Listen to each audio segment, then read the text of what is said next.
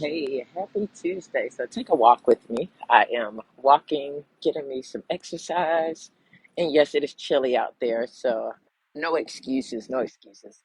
It's not totally cold, but I need to get out and get some fresh air because I have been cooped up looking out a window since it was dark and it is light out here. It's not raining, but it is chilly, but it's nice though. So I want to come today and talk about gut health. Yes, gut health, why it's so important. I'll tell you a little bit about my story is I've always had gut issues. And that's how I actually got into radiology. A lot of people don't know that, but that is how I got into radiologic sciences is because of my gut issues. So once I got those studies done, I was curious as to what do those people do? Like who are they? I never really knew they were radiologic technologists, but those tests helped to see inside of my body. And they told a story of my little gut. Back then, they called it leaky gut. It's actually called irritable bowel syndrome. So that is something a lot of people experience. It's irritable bowel syndrome. It is not pleasant. Stress is one factor, but also, you know, other things are a factor as well. So growing up as a young person, I wasn't able to eat the things all of my friends ate, and you know, they would all say, "Oh, she's a picky eater. Oh, she doesn't like these type of foods." I still get it to this day. People see what's on my plate and they're like, "Oh, you don't eat meat?" "Oh, are you trying to watch your figure?" I do like to watch my figure though. But, I think everybody should want to look their best, whatever your best is. And for me, I like the way I look. And I want to stay looking like this. I want to stay feeling like this. And that is what gut health has been, the journey for gut health has been for me. Started when I was really young. And as I've gotten older, I've been able to thank you, I've been able to take more control of my gut health. When I was younger, I had to eat what was put on the table. I don't know if any of you grew up like that, where if it was put on the table, you better eat it. You better not say anything. Don't waste any food.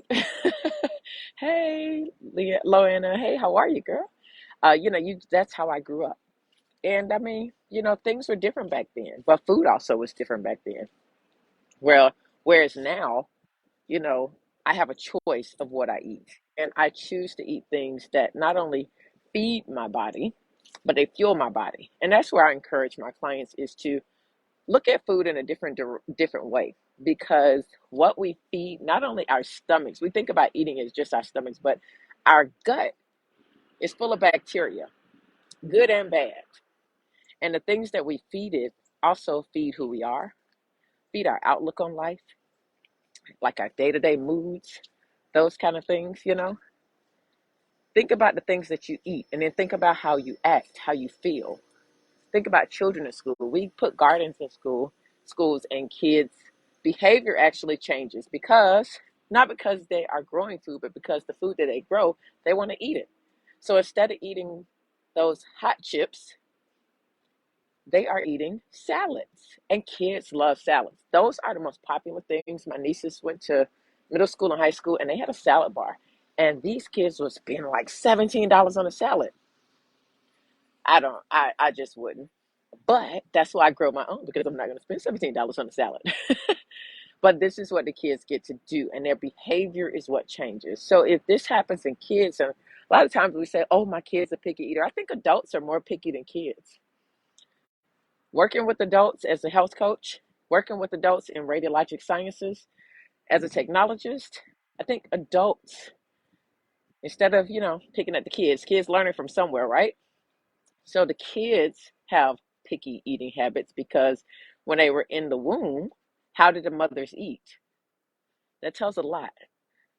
They're getting fed by the mother. How do they eat? So when your kid comes out, you hear some kids, they don't like meat.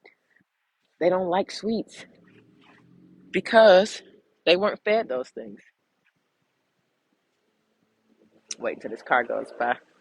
Like 5 parking spaces and she just can't decide which one she wants. Okay. So we're talking about gut health here. I was telling my story and trying not to get hit at the same time, telling my story about gut health and how I actually have had gut issues since as a child. And I've had every radiologic study done. But as an adult, I've been able to uh, take charge of my health. And one thing I do is by eating about 40 fruits and vegetables and whole grains a day, drinking enough water, getting outside and walking like I'm doing today. Yes, I have this big coat on, but you guys, there's no reason why I can't get out here and get some fresh air. All of that is good for your gut health. How can walking be good for your gut health? You're exercising. That's going to move things on out of the gut, right? That's going to move things on down, move things out, get them moving. It exercises the muscles in your gut area, your abdomen, so that can stir on movement within there, if you know what I mean. Also, yes, it's cold. My eyes water. It's cold. It's not freezing though. But also, it's a good stress reliever. I'm out here getting fresh air. The wind is blowing through my hair. It's a little crisp, but it actually feels really good versus being cooped up inside a building with circulating air from other people. So, all of these things, and then it's a good stress reliever. I get to see these beautiful trees. The fall leaves have kind of turned brown, but I still get to see the beautiful leaves, the trees, got a birdhouse out here. Just all the positive that you get to experience outside. That releases stress, which stress for a lot of people goes straight to their gut. And that's why you have a lot of gut problems because you're stressed out. I work with clients who will take more effort to figure out what they're wearing to hang out with the girls or to go on a date with their guy than picking out a meal that actually fuels them, energizes them, increases their mood, and makes them happier throughout the day. You know, they'll spend more time or they'll say, thank you, Bonnie, thank you. They'll say, I've had people say, oh, that takes too long. That restaurant was too slow. You ever been to a plant-based restaurant? How many of you guys ever been to a plant-based restaurant? The food is not fast. It is not fast. But you know what? It's okay. We need to slow down. When I visit other countries, that food is not fast either. It takes time. We were in Fiji, and the slogan is no worry, no hurry. And when I mean no hurry, no hurry. Oh my goodness. I was starving, literally starving. You did not go to a restaurant if you were that hungry in Fiji. Slow is not the word, but they weren't in a rush. And that's why they weren't stressed out. We rush, rush, rush. We spend so much time, trying to take care of the things around us, the people around us, instead of taking care of ourselves. That is my goal for this year, is to 2023. Much as I love everybody around me, I've already made some decisions of some things and I've already enacted them of what I'm going to do for myself and my health. And I've already let a couple people know I love you, but this is what I'm doing. Even made some business decisions. It is true. Amen. Yes, it is true. Even some business decisions. Sometimes we get so focused on business, and I literally just turned down a contract, but I made that contract fit what worked for me. And it was because you can make money.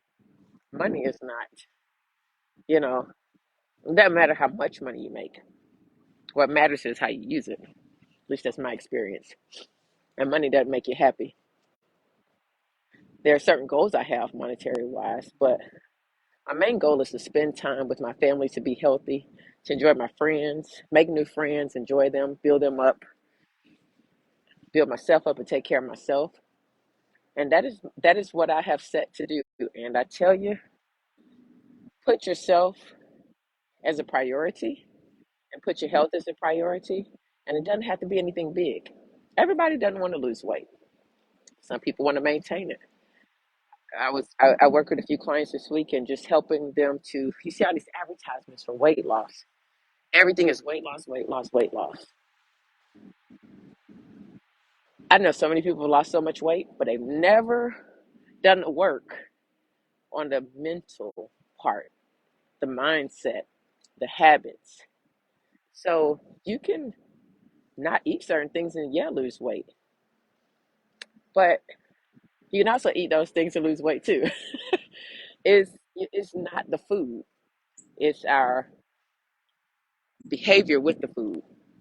Food is not made to, it's not, the purpose of food is not to fill us up. That's not the purpose. It's actually there to fuel us.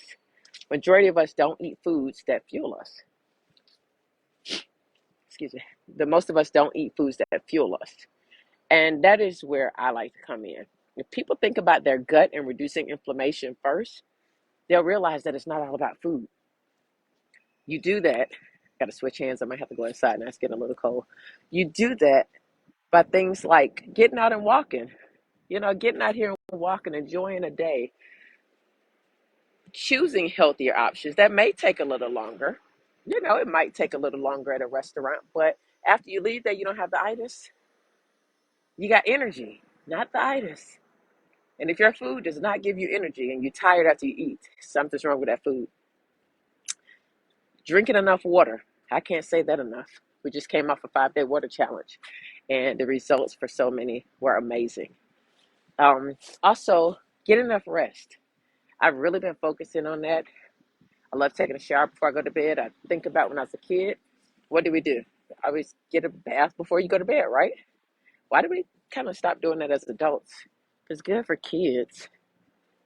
You get a bath before you go to bed. It makes you sleep better. It really does. I have some essential oils going on. Salt lamp. I got it all. I'm just relaxing and I sleep really, really good. I woke up at 3:30 this morning though. Wide awake, energized. I was trying to go back to sleep so fast, but I never went back to sleep. So I'm a little tired now. That's why I said, let me get up and go outside and walk. Took my fruits and vegetable capsules. Those are really good. And I also take a maca powder and capsule. I just started doing it. I was at an event where one of the research doctors was talking about premenopausal and postmenopausal women. And I used to take maca all the time. Maca powder. I love maca powder. I used to take it all the time. And I stopped. But I got this back. So I've only been taking it for 2 weeks. So I haven't seen a difference. But I said I'll try something for at least, about 90 days. That gives your body a chance. The reason 90 days, 90 to 120 days, because you're not going to take something, especially something natural, and you just feel it automatically. Not going to happen. It's going to take at least 90 to 120 days. Medicine does things quick. We're so used to the medicine effect that trying to explain to people that natural things are not going to have the medicine effect. You're going to need to have the cellular effect, and that's how natural things work. It takes 90 to 120 days for you to get a new set of cells. We all get new sets of cells every 4 months. Every 4 months we turn over cells. Just like our skin turns over, so do our cells. So those cells that are coming in are used to me eating all of these fruits and vegetables every day in capsule form, powder produce, and they're also used to me eating these maca powder capsules. So you got to give your body time to become used to it, the new cells, because old cells are leaving. They're used to whatever you were doing before. So it takes time.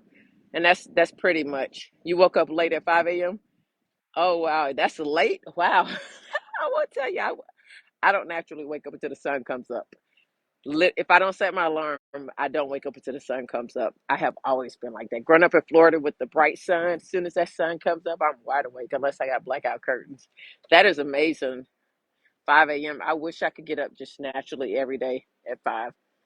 When I naturally wake up without an alarm, I feel so rested. But with an alarm and I don't, and the sun's not up yet, I just feel rushed. I don't know. I don't feel all the way rested. So, but I've enjoyed this conversation. I have 11 o'clock call, so I've got to end this live. I have enjoyed this. I got to do more on Facebook going live because I preferred going live versus doing posts and things like that. I just feel like I can be myself. It's not scripted. I love doing reels though. Loanna is the queen of reels, y'all. Well, I love doing reels. I get to show my personality in reels. So when my day starts, 1 a.m. girl, when I grow up, I'm gonna be like you. Oh my goodness, that is amazing. 1 a.m. I'm I'm out cold at 1 a.m. Out cold. So you guys have a great day. I'm gonna go in and wipe my nose and Get ready for this 11 o'clock call. Y'all have a wonderful day. For some of you all, your day has been going since 1 a.m. I'm going to grow up and be like you all. Have a wonderful Tuesday.